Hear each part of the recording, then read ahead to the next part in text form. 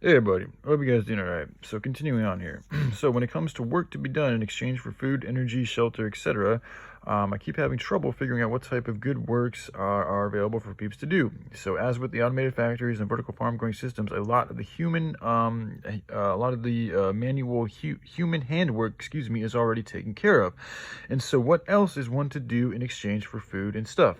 So the more and more it is coming to me that an international good army dash security force militia needs to be developed, and thus in these automated systems in conjunction with vertical farm growing systems and 3D printing could yield both the food needed to feed soldiers and revenue to pay for investment, maintenance, and expansion, as well as soldiers' salaries. So with that being said,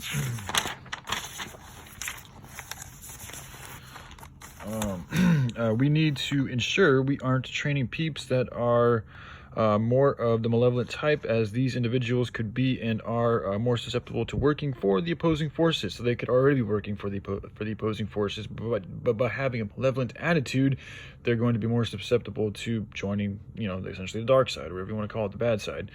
And so they're so susceptible to workers for the opposing forces. And so with with possibly millions of infiltrated in America, this is a very serious issue that needs to be taken very seriously and under strict consideration.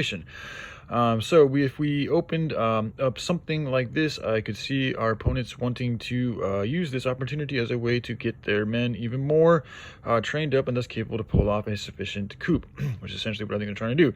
So again, a series of tests needs to be developed to ensure we aren't training peeps with ties to malevolence ones, and also going into the possibility. I do think some of these shootings that have been happening across the country and the world too, but a lot of them are here in America.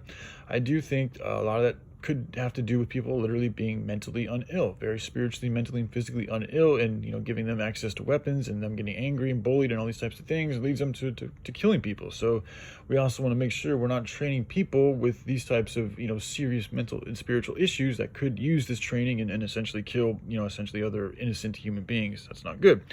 So again, like I said, a test needs to be developed to check people, to see where people's psychological levels and spiritual levels, and even physically, because that has an effect too on the spirit, is where your body's at. And you also want to make sure that one is capable and fit enough to even be trained, because some people they might not be. I don't know. I guess depending on the basic training and stuff, if they're able to get through it, they're able to get through it. And that maybe should be the determination as far as the physical regards are concerned. But, you don't, if somebody has a serious medical ailment, you want to make sure that they're not doing things that could put them in jeopardy of getting killed while they're training. As long as, just to give them that information, to let them know, hey man, you could do this, but we want to let you know that, this part of your body's not doing so good. And so you're going to want to be careful, or, just give them that information to let them know that this part of your body is severely hurting, and you might want to take the time to just focus on healing that rather than training up to be a soldier and putting yourself in harm's way. But anyways, that's up to the individual. The best we can do is give them the information that they need through the tests that we can do to help, like I said, just see who they are for us and for themselves. So all right, anyways, I love you guys. Hope you have a good day. Thanks. Bye.